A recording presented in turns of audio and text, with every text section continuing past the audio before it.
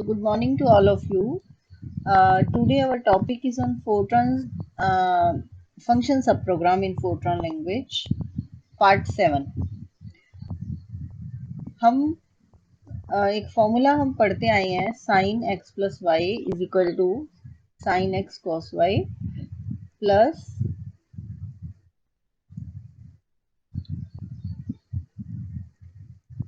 cos x sin y.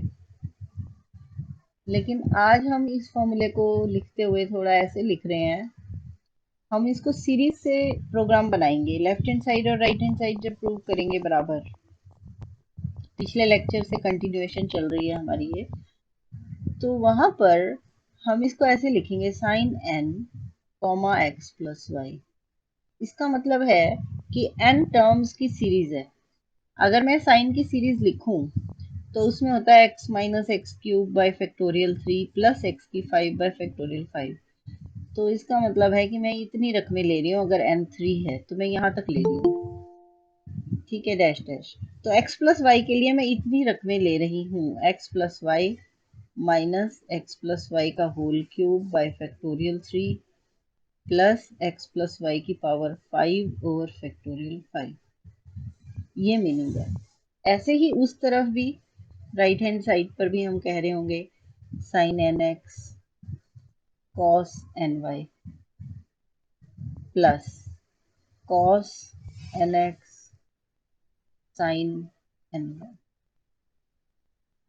इस N का सिर्फ इतना ही लॉजिक है कि हम इतनी रकमें सीरीज की जोड़ के कंपेयर कर रहे हैं एरर को।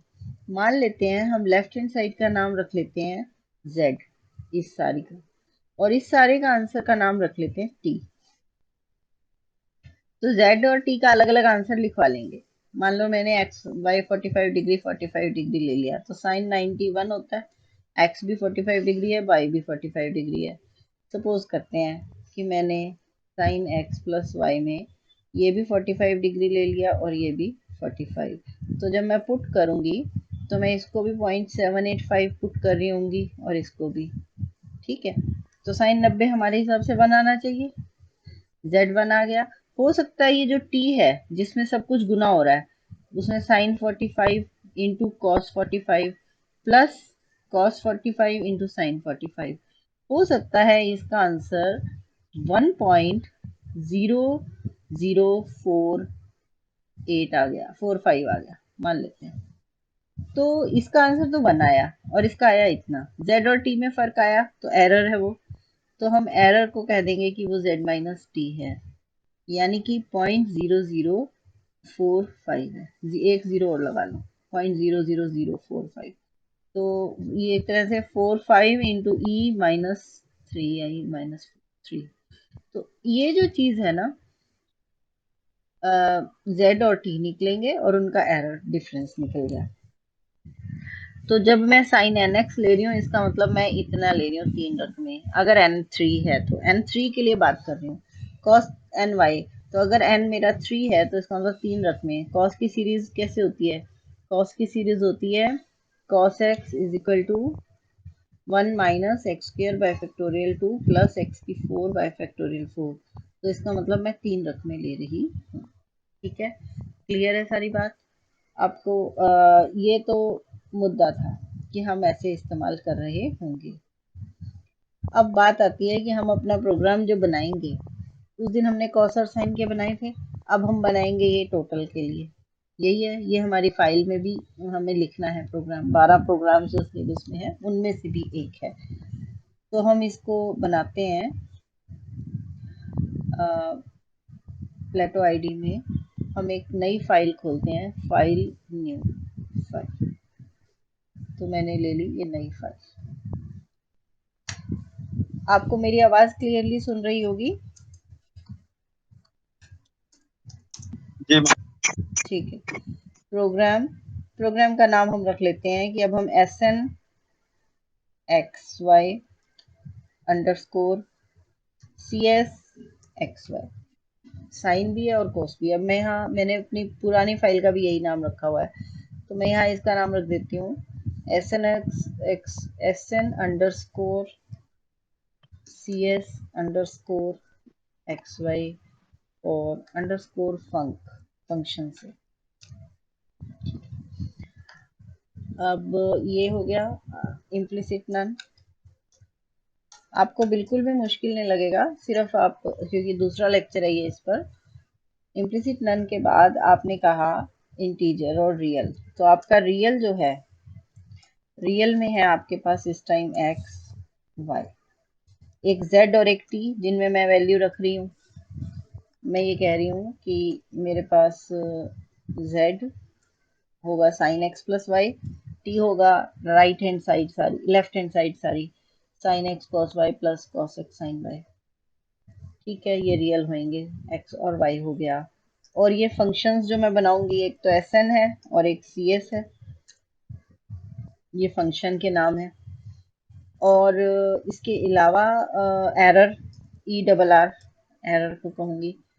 ठीक है, इतना ही ध्यान है अभी, बाकी कुछ जरूरत होगी तो देख लेंगे। इंटीजर,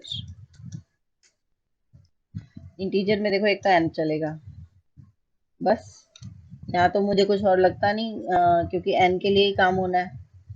अब हम डू लूप भी एन पे लगा देंगे, यहाँ पर पर्टिकुलर, यहाँ पर इस मेन प्रोग्राम में, कॉलिंग प्रोग्राम में। सब प्रोग्राम में तो आई पर लगाए थे हमने, वहाँ काउंट आई हम इंटीजर एंटर करेंगे, डिक्लेयर करेंगे। यहाँ हमने इंटीजर में सिर्फ एक ही चीज ली है, एन। और कुछ जरूरत होगी तो हम उसी टाइम देखेंगे। Print star comma quotes enter, देखो एक तो एक्स एंटर होना है और एक वाई, ऐसा ही है। हम एन के लिए अभी हम ये भी नहीं कहते कि एन एंटर करो, क्यों?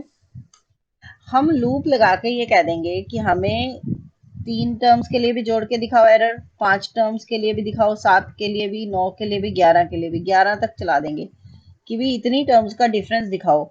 इतनी टर्म्स के लिए जेड भी निकालो, टी भी निकालो, बहुत लंबा आंसर आएगा। जब मैं इसको रन करूंगी तो आपको दिखेगा। और अच्छा है, भले हमें सारी फर्क पता चलेगा वैल्यू का, कि 3 टर्म्स जोड़ने से एरर कितना आता है, 5 टर्म्स जोड़ने से एरर कम हो रहा है, 7 टर्म्स जुड़ रही हैं तो एरर और कम हो रहा है, 9 जुड़ रही हैं तो एरर और कम हो रहा है। तो ये हमें उससे पता चलेगा। अब रीड में मैंने एक्स और वाई किया, रीड हो गया। रीड के बाद मैंने कह दिया जेड, जेड का नाम है s n bracket n comma x plus y, x plus y. ये स्मॉल कैसे चल पड़ा?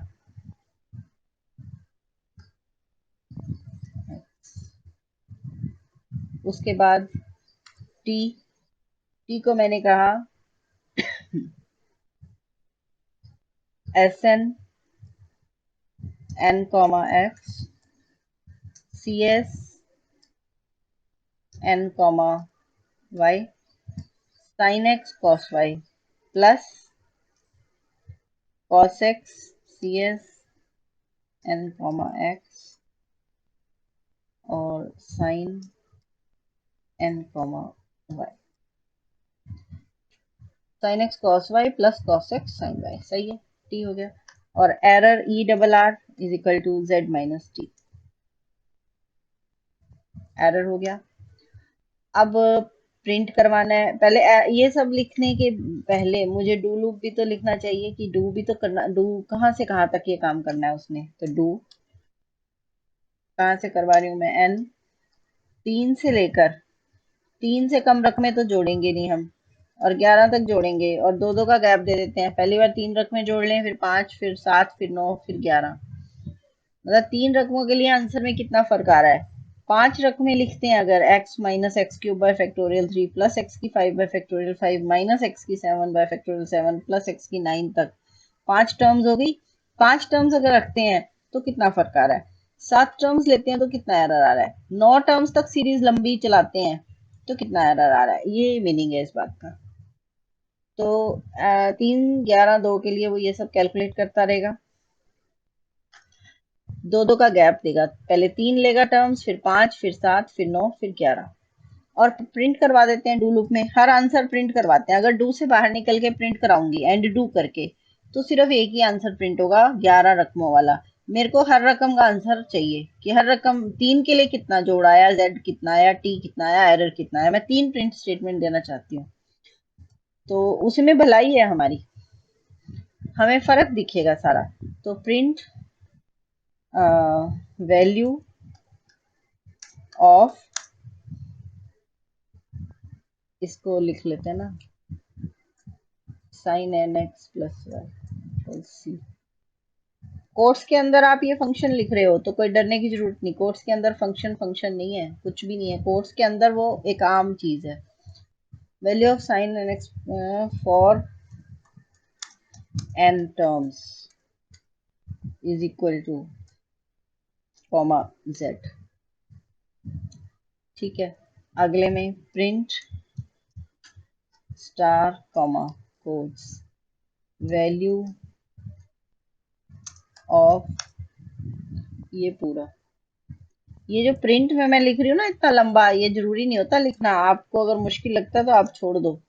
मैं आप लिखती हूँ ताकि आप लोगों को किसी को भी कोई कंफ्यूजन है तो वो क्लियर हो जाए। यहाँ for n terms is equal to quotes बंद कॉमा टी। देखते हैं काफी स्टूडेंट्स शायद हैं यहाँ वेटिंग में। ये तो पहली बार नाम देखा है मैंने।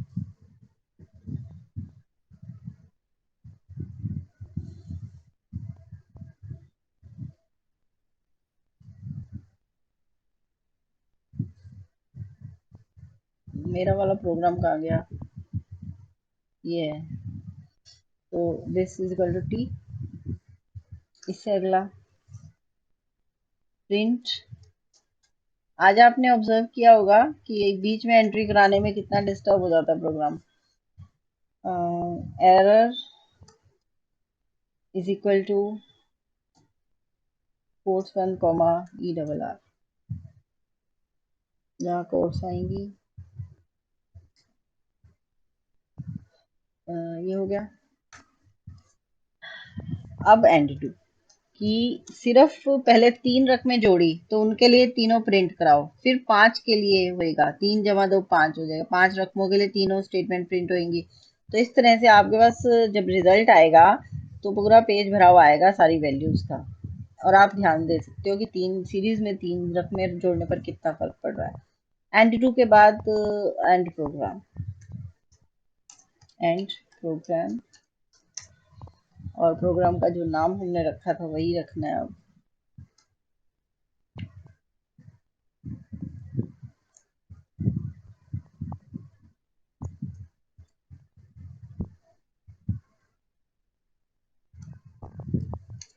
देखो यहाँ तक हो गया। अब मुझे फंक्शन सब प्रोग्राम लिखने हैं तो मैं कमेंट डालती हूँ। पहले साइन वाला लिख रही हूँ मैं, फंक्शन सब प्रोग्राम एस एन। भाई साइन वाला है ये। अब ये जो साइन वाला है ना, ये sine s N n z को भी यही कैलकुलेट करेगा, यहाँ के साइन एन एक्स को भी यही करेगा, और साइन एन वाई 3 बार चलेगा ये सब प्रोग्राम। ये वैल्यू भी रिटर्न करेगा एस एन एन वाई की, s N n x plus Y की, और एस एन एन एक्स की। 3 वैल्यूज यहीं से रिटर्न होनी है। अब मैंने उस दिन जो बनवाया था आपको वो मेरे पास फाइल में सेव, पहले इस फाइल को सेव करते हैं। कंट्रोल एस, इसका नाम रख देते हैं यहाँ, जो मैंने अभी नाम रखा था वही है। अब फाइल में उस दिन जो काम किया था ओपन, उस दिन वाला काम as it is copy paste करेंगे हम। साइन का नाम रखा था मैंने फाइल का s n underscore fun.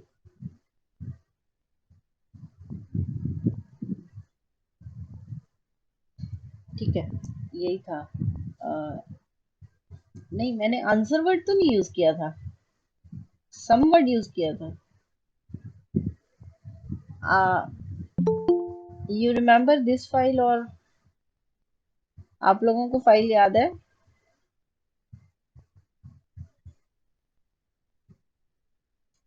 क्या नाम रखा था मैंने फाइल का? डेट से पता चल जाएगा। उस दिन तारीख थी 28। ओनली साइन ओनली कोर्स रखे थे क्या? नहीं,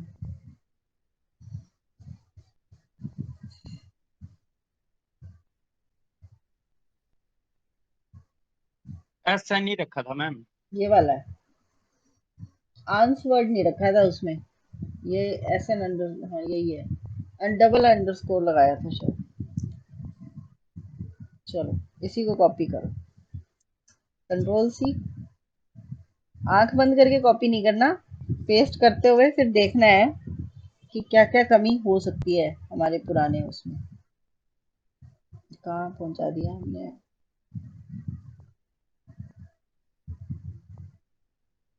ओ, कंट्रोल जेड,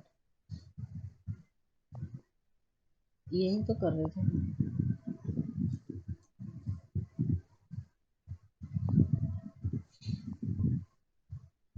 ये हमारा था मेन कॉलिंग प्रोग्राम। फंक्शन सब प्रोग्राम एसएन में 2 बार कर दिया गया मैंने कॉपी। 2 बार कॉपी हो गया, पता नहीं। चलो काटो, लो जी। देखो क्या था इसमें, एस एन अंडरस्कोर फंक था, इम्प्लिसिट नन था, रियल था, एक्स एस एन आंसर और एन था, और ये, और आंसर में ये चला गया था सीधा। नहीं, ये क्या कर रही हूँ मैं। ओहो, इसका कॉलिंग प्रोग्राम अलग बना हुआ है ना। मुझे दोबारा ही लिखना पड़ेगा यहाँ। ये थोड़ी सी कमियां जो है ना। देखो इसका कॉलिंग प्रोग्राम था, अगर आपको ध्यान हो, इसका भी एक कॉलिंग प्रोग्राम था, मुझे पहले तो वो रिमूव करना पड़ेगा, क्योंकि एक से ज्यादा कॉलिंग प्रोग्राम नहीं हो सकते यहाँ। तो मैं उसका कॉलिंग प्रोग्राम या एंड प्रोग्राम तक तो हटाऊंगी, डिलीट। अब यहाँ से बनाते हैं हम real function, s N n x, implicit none, real में एक्स है, टर्म है, सम है, एन आई और डेन, बिल्कुल सही है, टर्म हो गया, यही लिखना था अब हमने। Do i is equal to 2 to n, ये सारा बिल्कुल सही है, एंड फंक्शन। अब कॉस वाला करते हैं, फाइल, ओपन फाइल। अब आपके पास ये था सी एस डबल अंडरस्कोर फंक, ठीक है। तो इसमें भी मेन प्रोग्राम नहीं करते हम, सिर्फ फंक्शन वाला करते हैं, real function c s. Control c, यहाँ गए, कंट्रोल वी, ये, और यहाँ हमने कमेंट दे दिया कि फंक्शन सब प्रोग्राम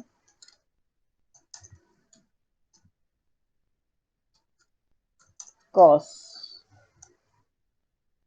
बस बहुत है इतना। कमेंट में जो मर्जी लिख दो, कमेंट और कोट्स ये दो चीजें ऐसी हैं, यहाँ कोई फर्क नहीं पड़ता। ठीक है, अभी मैं ध्यान नहीं दे रही कि मेरी कोई मिस्टेक भी हो सकती है कहीं भी। एक्स ही लिया मैंने या एन एक्स वहां भी। अब मैं इसको कंपाइल करती हूँ, उसमें सब पता चल जाएगा क्या गलतियां हैं। अब यहाँ 9 और 27 में वो गलती बता रहा है। 9 में कह रहा है कि c s follows another operand,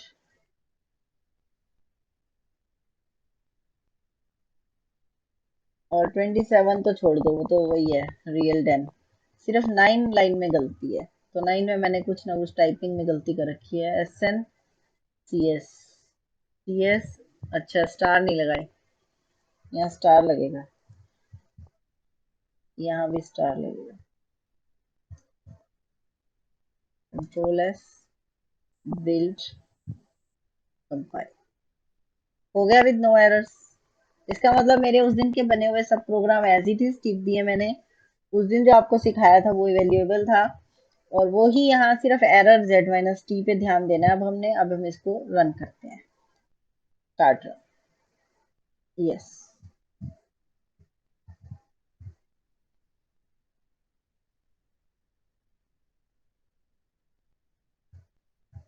enter x y. पहले मैं 45 वाला ही करती हूँ, 785 और 0.785, दोनों 45 45 है, एक्स भी वाई भी। तो साइन एक्स प्लस वाई यानी साइन 90 1, और दूसरी तरफ भी 1 आना चाहिए। अब मैंने एंटर दबाया, देखो कितने आंसर आ रहे हैं। पहली लाइन में लिख रहा है value of sine N comma n x plus y for 3 terms आएगा यहाँ। अभी मैं टाइपिंग में ठीक करूंगी, तो 3 टर्म्स करूंगी तो फिर अगले में भी 3 3 लिखा आएगा, इसलिए एन ही रहने दो। 1.00451 आ रहा है आंसर, ठीक है। लेकिन जो लेफ्ट हैंड साइड है उसका आंसर है 1.00051। कितना एरर हुआ, 0.000 0.004 है एरर, है, वो लिखा है error is equal to 4 point this E minus 03, 4 point लिखकर ई में लगा दिया। ऐसे ही sine N x plus Y है जैसे, और left hand side right hand side दोनों बराबर आ रही हैं 5 टर्म्स के लिए, 1 1 आ गई तो एरर कितना हुआ, यहाँ एरर फिर भी दिखाया है इसने क्योंकि ये डेसिमल के बाद 5 ही वैल्यू लिख रहा है, वहां तक एरर नहीं है, लेकिन छठे पॉइंट डेसिमल के बाद छठी वैल्यू पे एरर है क्योंकि ई में क्या लिख रहा है -06 दिख रहा है ना आपको, ये देखो ई के बाद -06 है, इसका मतलब हुआ छठे डेसिमल के बाद छठे पॉइंट के बाद एरर है, तो उसने लेकिन यहाँ दिखाया 0005 5 डेसिमल तक है, डेसिमल के बाद 5 प्लेसेस। फिर उसने अगली 7 टर्म्स के लिए एरर दिखाया तो वो 7वें प्लेस के बाद एरर है क्योंकि यहाँ ई के साथ क्या है -07। ऐसे ही उसने अगला 9 टर्म्स के लिए दिखाया तो एरर और आगे 7 पर, मतलब आप ये देखो कि एरर में फर्क पड़ा, एरर और छोटा होता गया जैसे जैसे हमने टर्म्स की संख्या बढ़ाई, लेकिन वन ही हो गया। शुरू की 3 रकमों को ही जोड़ते हैं तो एरर है बहुत हल्का सा। अब यही रिजल्ट हम, ये फायदा था मैंने डू लूप के अंदर दिया था तीनों प्रिंट, हम चाहते तो ये प्रिंट जेड ना करवाते, टी ना करवाते, बस एरर करवा के कह देते कि एरर बहुत स्मॉल है इसलिए लेफ्ट हैंड साइड बराबर है राइट हैंड साइड के। ये सिर्फ मैंने तुम्हारी मतलब तुम्हें और पक्का भाई तुम्हें आ जाए इसलिए, और एंड डू के पहले दी है, अगर एंड डू के बाद देती तो एक ही लाइन में लिखा हुआ आता एरर इतना है बस, 11 के लिए आता फिर आंसर, बस डू लूप चलता, फिर डू लूप चलाने का क्या फायदा, फिर एन को 11 ही कह के कर देते हम। डू लूप चलाने का फायदा तो तभी है ना जब हम सारे आंसर प्रिंट करवाएं और देखें उनका फर्क। राइट, अब इसमें मुझे आपको देखो मैं इसी को प्रोग्राम को चेंज करके दिखाती हूँ। मान लो मैंने पहले इसकी एक वैल्यू और देते हैं, बिल्ड रन, इस बार वैल्यू देंगे हम 60 और 30 डिग्री देते हैं, ठीक है, तो 60 होता है पाई बटा 3, नहीं 60 और 30 नहीं देते, हम देते हैं 90 और 0, एक्स को 90, 90 कितना था पाई बटा 2, 3.14 बटा 2 1.57, तो 1.57 और अगली है 0, हो गया। अब देखो बाई चांस वही आंसर है, वही फर्क आ रहा है, उधर 90 और इधर sine x plus y, x 90 degree लिया है और वाई 0 लिया है, तो वो हो जाएगा sine x cos y cos 0 1 होता है, साइन 90 1 होता है, तो 1 इंटू 1 1 और बाकी 0 बन जाएगी उससे अगली रकम। इसी को मैं और वैल्यू देती हूँ, अगर बिल्ड कंपाइल तो हो चुका, रन करना है, आप कोई आइडिया दीजिए क्या दे दिए इनपुट एक्स और वाई।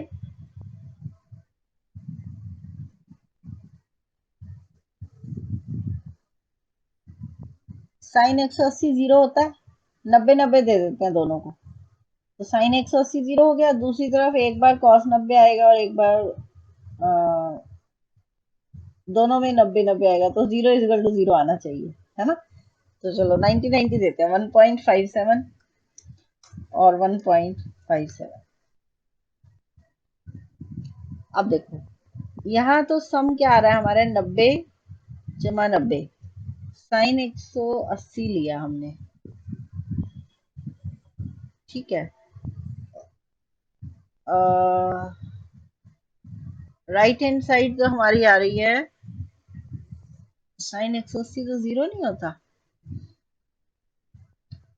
पहले 3 रकमों को जोड़ते हैं तो फर्क आ रहा है काफी, एरर काफी बड़ा है 0.48, लेकिन 5 रकमें 7 रकमें और आगे चलते हो तो ई -03, ई -03 मतलब साइन 180 0 ही है, साइन 180 0 बन रहा है, लेकिन शुरू की 3 रकमों को जोड़ने पर फर्क है, यही मैंने आपको दिखाना था। आपका जो एरर सम देखो, राइट हैंड साइड और लेफ्ट हैंड साइड 5 रकमों वाले से sine N x plus y से ई -03 में आने लग गई, सिर्फ 3 रकमों वाले में पहला आंसर थोड़ा अजीब है 0.52, और लेफ्ट हैंड साइड ठीक आई है E-02 में, 0 आना चाहिए था ना, साइन 180 भी 0 और लेफ्ट हैंड साइड भी 0, 0 इजकल टू 0 आने चाहिए थे लेकिन नहीं आए, तो नंबर ऑफ टर्म से फर्क पड़ता है सीरीज में।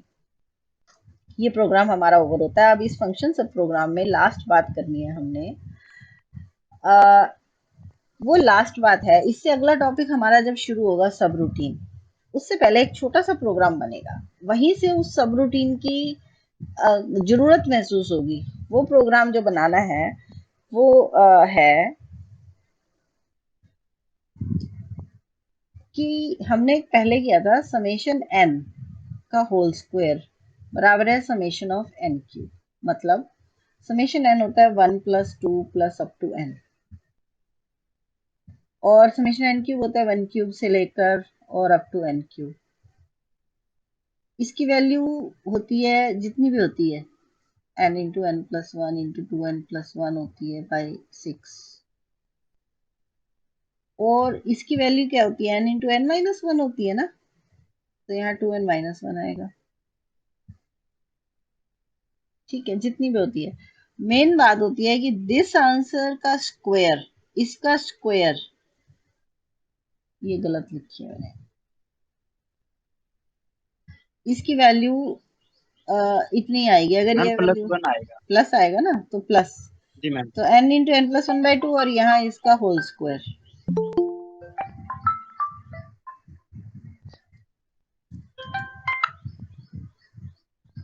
तो हमारे पास जो समेशन एन क्यूब होता है वो समेशन एन का होल स्क्वायर होता है।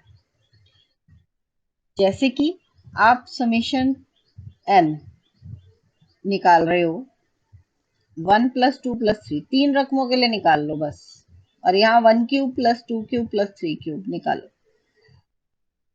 3 2 5 और 1 6 है, और यहाँ आएगा 36, 4 9 ना क्यूब है 27,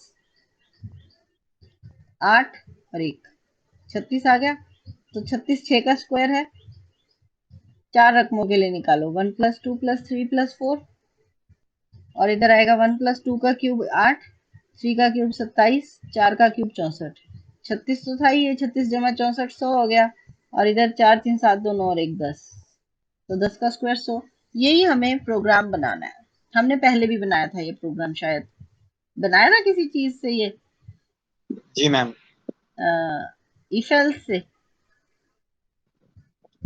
इफ एल्स से बनाया था मेरे ख्याल से ये नहीं बना अभी तक। मैम, बना लिया ये एक बार। अच्छा ठीक है। तो इसमें हमें ये फंक्शन सब प्रोग्राम से बनाना है। जब हम S1 और S3 नाम दे देते हैं, S1 नाम दे रहे हैं समेशन n का, और समेशन n क्यूब को कह रहे हैं S3। ठीक है, तो हम इसका जब फंक्शन सब प्रोग्राम बनाएंगे, इसका अकेले का, तो हम नाम दे देंगे जैसे मान लो इंटीजर, सब इंटीजर ही आने हैं इसमें, रियल तो आना नहीं कुछ। इंटीजर फंक्शन, फंक्शन का नाम हो गया S1, पहले इसके लिए देख रहे हैं।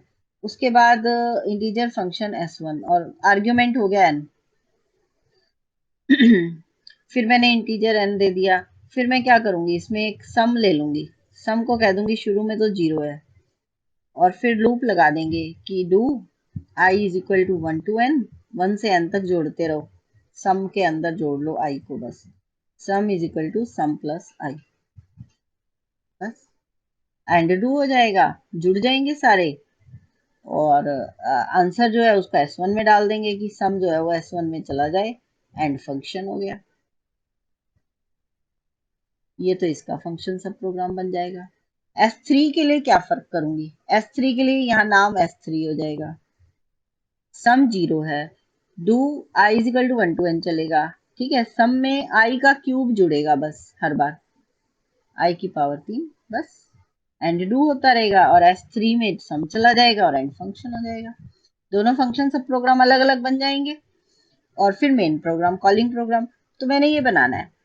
ये हमें बड़ा अजीब लगेगा जब हम इसको बनाएंगे कि हम S1 के लिए एक पूरा फंक्शन सब प्रोग्राम बनाएंगे, S3 के लिए भी वही लाइनें दोबारा लिखेंगे, सिर्फ ये आई क्यूब है और वहां आई है। और वहीं से सब रूटीन का जन्म होता है कि अगर हमें दो फंक्शंस कॉल करने इकट्ठे, दो वैल्यूज रिटर्न करवानी है, फंक्शन सब प्रोग्राम एक ही वैल्यू रिटर्न कर सकता है। S1 की वैल्यू रिटर्न करेगा, फिर S3 की करेगा, मतलब एक फंक्शन सब प्रोग्राम एक वैल्यू रिटर्न करता है। लेकिन जो सब रूटीन हमने सीखना है अगला टॉपिक, वहां दो वैल्यू रिटर्न हो सकती है, दो या दो से ज्यादा। तो यहीं से उसकी नीड महसूस होगी। आपको भी बनाया हुआ मेरा प्रोग्राम अजीब लगेगा जब मैं बनाऊंगी ये, कि भाई मैडम वही लाइनें आप बार बार लिख रहे हो, तो S1 S3 का जैसे मैंने ये बनाया हुआ है, अब मैं आपको बनाकर दिखाती हूँ, 5 मिनट में ही बन जाएगा। बस आज हमने इतना ही करना है, कल फिर हम नया टॉपिक सब रूटीन करेंगे। ठीक है, तो हमने फाइल ली, न्यू फाइल पर जाते हैं और नई फाइल खोल ली है। प्रोग्राम, प्रोग्राम का नाम S1_S3 _फंक कर लो। ठीक है, इम्प्लिसिट नन। इम्प्लिसिट नन के बाद मैंने जो ये प्रोग्राम बनाना है उसमें सब इंटीजर है। इंटीजर में मेरा S1 है, पहले तो फंक्शन के नाम डाल दो। S3 है, फिर n है, जितनी संख्याएं जोड़नी है, और S1 है, S3 है, n है। एक मैं इनका आंसर भी डालूंगी किसी में, तो sum1 में डालूंगी और एक sum3 में डालूंगी, तभी उनको घटाकर ही तो बराबर कहूंगी ना। एरर भी आएगा, क्योंकि जब कोई दो साइड बराबर दिखानी हो तो एरर दिखाना पड़ता है। हो गया, एरर तो रियल होगा, होगा ना, तो एरर को रियल में डालना पड़ेगा। रियल और एरर। उसके बाद S1 sum1 में S1 आएगा, S1 n पर ये फंक्शन बन जाएगा। अभी कॉल कर रहे हैं हम sum3 में, S3 फंक्शन का नाम जो कि n पर लग रहा है वो कॉल हो जाएगा। जैसे ये ब्रैकेट वाले फंक्शन होते हैं ना, कॉल हो जाते हैं ऐसे। और फिर एरर में sum1 माइनस sum3 का होल, sum1 का स्क्वायर होना है ना, sum1 का स्क्वायर, तो ब्रैकेट लगा लो, sum1 का square power 2 double star 2 minus sum3। ठीक है, एक और ब्रैकेट लगानी है, डबल स्टार 2, वैसे तो ठीक है, बस माइनस sum3। एरर हो गया, और प्रिंट करवा दो, प्रिंट। अच्छा, हमने एरर एंटर तो कुछ कराया ही नहीं। प्रिंट क्या, इनपुट क्या है हमारी, हमें कौन सी वैल्यू डालनी है, n डालना है बस, एंटर n, और रीड करना है n को। n हो गया रीड, अब ये निकल गए सब। अब प्रिंट आंसर प्रिंट करा देते हैं, प्रिंट स्टार कॉमा कोट्स। अब हम सब कुछ लिखवाएंगे, sum of n numbers is equal to, ये तो है sum1, print star comma sum of cubes of n number is equal to, ये है sum3। अगला प्रिंट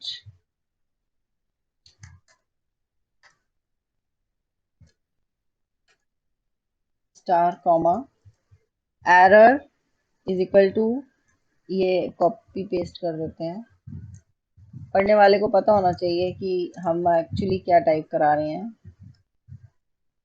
एरर ये है, is equal to E RR। ये डिम हो जाता है ना, कोट्स के बीच की चीज डिम का मतलब इसको कंपाइलर नहीं देखता, कुछ नहीं कहता इसे कंपाइलर। और फिर एंड प्रोग्राम और इसका नाम, ये नाम है S1_this कंट्रोल C और कंट्रोल V। उसके बाद देखो,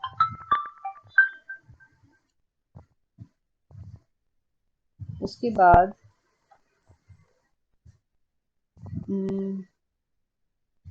अब आपको फंक्शन सब प्रोग्राम बनाना है। पहला फंक्शन सब प्रोग्राम बनाते हैं, S1 के लिए।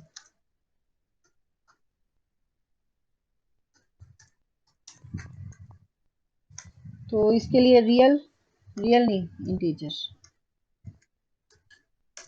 फंक्शन और S1 और n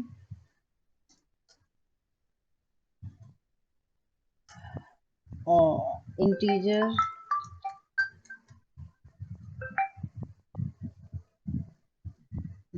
में हम ये कह रहे हैं n। उसके बाद इंटीजर n हो गया, S1 ऊपर डिक्लेयर्ड है। अब हमें एक सम लेना है ना, सम में जोड़ेंगे सब कुछ, सम, और एक आई भी लगाना पड़ेगा, काउंट। ठीक है, तो do i is equal to 1 to n। I हो गया 1 से लेकर n तक।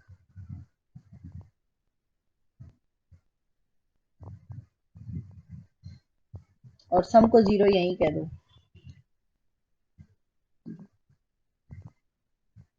आई 1 से n है और सम इज इक्वल टू, एक तो ना फोन आकर ध्यान आधा पलट जाता है, सम प्लस आई हो गया, और एंड टू। उसके बाद ये वैल्यू S1 में जाएगी, तो S1 इज इक्वल टू सम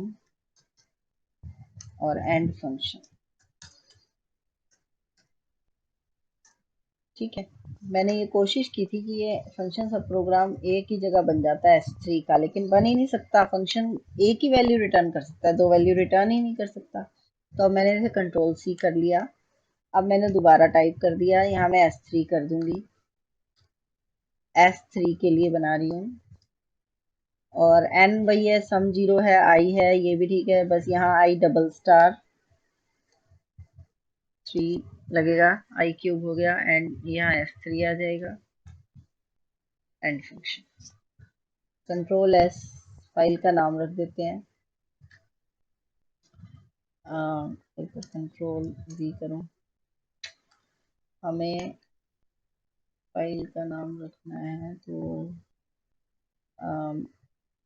ये रखा था हमने S1 underscore S3 underscore double underscore func, ये रखा। अब आप बिल्ड कंपाइल, एरर कोई नहीं आया, ओके वेरी गुड।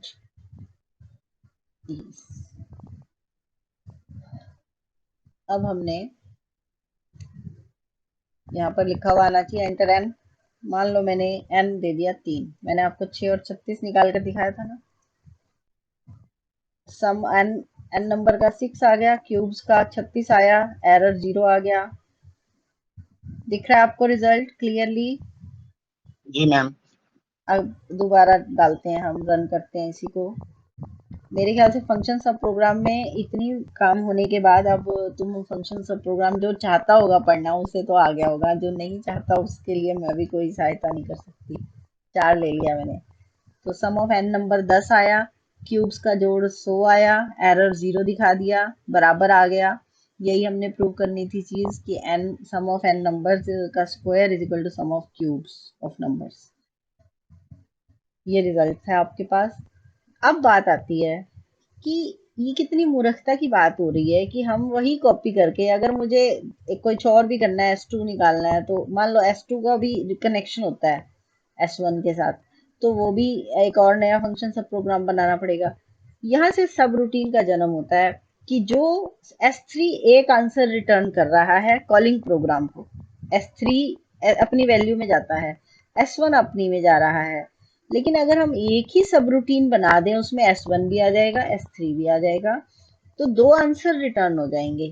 तो सब रूटीन एक से ज्यादा वैल्यू रिटर्न करता है, जबकि सब प्रोग्राम, फंक्शन सब प्रोग्राम एक ही वैल्यू रिटर्न करता है। तो फंक्शन सब प्रोग्राम एक बिल्कुल अलग चीज है और सब रूटीन एक बिल्कुल अलग चीज है।